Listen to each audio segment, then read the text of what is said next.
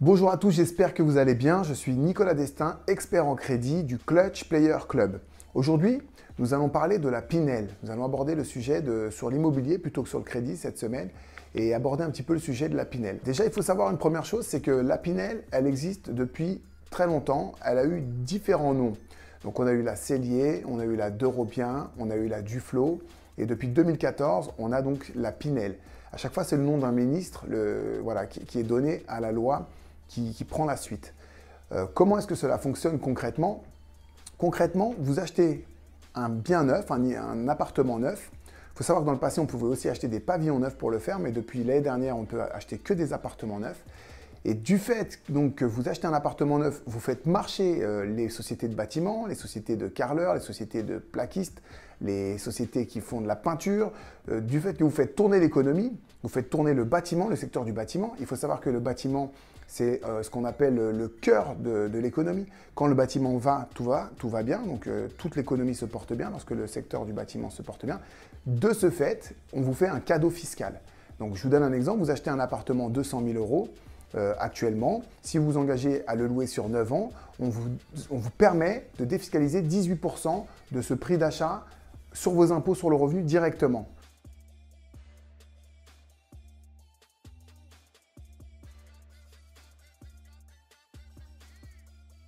Donc là où vous payez, je ne sais pas, 3 000 euros d'impôts par an, eh bien vous pouvez gommer ces impôts grâce à la Pinel. Voilà, ça c'est le fonctionnement. Ce taux de 18%, il a beaucoup évolué à la baisse progressivement. Au fil des différentes lois fiscales, le taux a diminué, d'accord? Là, en vous engageant sur la Pinel sur 9 ans, vous avez ces 18% d'économie. Si vous vous engagez sur 12 ans, vous vous engagez à le louer sur 12 ans, et bien là, vous pouvez aller jusqu'à 21% du prix d'achat qui est déductible de vos impôts. Donc ça fait que pendant 9 à 12 ans, vous payez beaucoup moins d'impôts, si ce n'est vous n'en payez plus du tout. Donc voilà, c'est comme ça que ça fonctionne. La Pinel a souffert pas la Pinel, je dirais plutôt d'ailleurs la Derobien, la Duflo et toutes les lois précédentes ont souffert d'une mauvaise presse dans le passé, puisque avant, les villes qui étaient éligibles à la Pinel, donc à la Duflo, à la Derobien, n'étaient pas encadrées par le gouvernement. Depuis un certain nombre d'années, depuis la Pinel notamment, les villes qui aujourd'hui sont devenues éligibles à la Pinel sont déterminées par le gouvernement directement. C'est-à-dire que si on autorise une ville au processus, eh bien, cela veut dire que dans la ville, il y a une grosse demande locative et que ça, c'est avéré, d'accord? Ça a été déterminé par le gouvernement. Pourquoi? Parce que, comme je vous dis, à l'époque, ces lois-là ont joui d'une mauvaise presse, notamment sur M6. Il y a une vingtaine d'années, on a eu beaucoup de vidéos qui montraient des projets à 40 km, à 50 km de Bordeaux, dans les champs, de Toulouse, etc., où les promoteurs avaient monté des projets, ces projets avaient été vendus, etc., et on ne trouvait pas de locataires. D'accord? Ça, c'était vraiment l'époque, on va dire. D'ailleurs, on a même des appartements qui se vendaient dans ces immeubles-là au même prix, voire même beaucoup plus cher que des pavillons qui étaient dans le secteur, etc. Donc voilà, difficulté à trouver des locataires à cette époque-là. Depuis que c'est encadré par le gouvernement, les villes éligibles sont forcément des villes où on a une forte demande locative. Donc ce problème-là, il a été réglé dans le passé. D'accord? Donc le titre de la vidéo, c'est « Est-ce que c'est une arnaque ou pas une arnaque ?» Pourquoi? C'est parce que jusqu'à aujourd'hui, il perdure ces préjugés sur la Pinel. Moi, je fais partie de certains groupes d'investisseurs et d'entrepreneurs. Et parfois, dans ces groupes-là, j'ai encore ces informations qui circulent. Mon opinion, c'est qu'aujourd'hui, acheter dans le neuf, un appartement dans le neuf et faire une Pinel, ça peut être une excellente occasion de faire grandir son patrimoine, d'accord?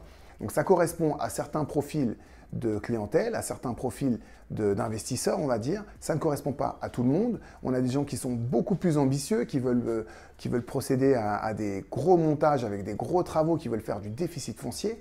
Mais pour un client qui débute, par exemple, qui a seulement acheté sa résidence principale ou qui ne l'a pas encore acheté, je pense que c'est un très bon investissement. Maintenant, c'est comme dans l'ancien. Dans l'ancien, vous avez des bonnes affaires, vous avez des mauvaises affaires. Vous avez des biens qui sont dans le marché, d'autres qui ne sont pas dans le marché. Dans la Pinel, c'est la même chose. Donc dans le neuf, c'est la même chose. Vous achetez un appartement neuf, il faut pas le suracheter. Si vous l'achetez 50% plus cher que l'ancien, eh ben, ça devient une mauvaise affaire. Par contre, si vous achetez du neuf et vous le payez 10, 15, 20% plus cher que l'ancien, eh bien, vous avez une garantie décennale. Pendant 10 ans, le bien, vous n'aurez pas de travaux dessus. C'est quand même normal de payer un bien plus cher, sachant qu'en plus, les frais de notaire sont réduits. D'accord? Donc, il faut toujours comparer ce qui est comparable. Quand vous comparez le marché de l'ancien avec le marché du neuf, tenez bien compte du fait que dans l'ancien, vous avez entre 8 et 8,5% de frais de notaire, alors que dans le neuf, vous n'avez que 2,5% de frais de notaire. Parfois, même les promoteurs vont vous offrir les frais de notaire. Donc voilà, jusqu'à 10, 15%, allez, 20% plus cher que l'ancien, je pense que ça reste une bonne opération d'acheter dans le neuf, surtout qu'on a ces 18%, 21% d'économie d'impôt chaque année. Autre sujet, j'ai un outil aujourd'hui que j'utilise au quotidien qui me permet de sélectionner les biens immobiliers les plus intéressants sur le marché.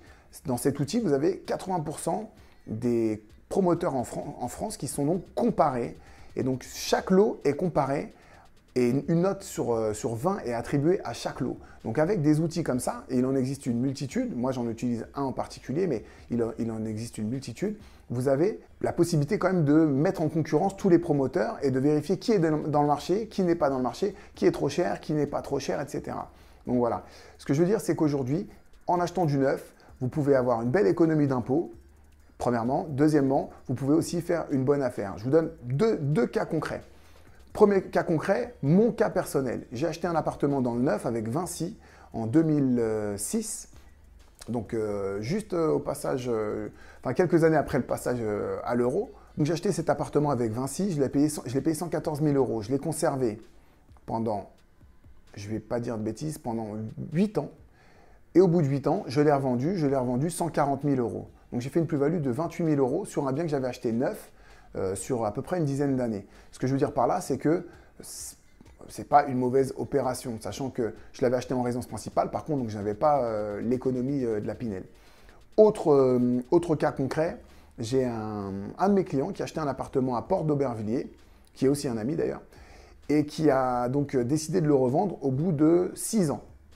Et au bout de 6 ans, il avait acheté ce bien neuf, avec le promoteur, je ne sais plus, mais avec un promoteur, un très grand promoteur, il l'a revendu 30% plus cher au bout de 6 ans.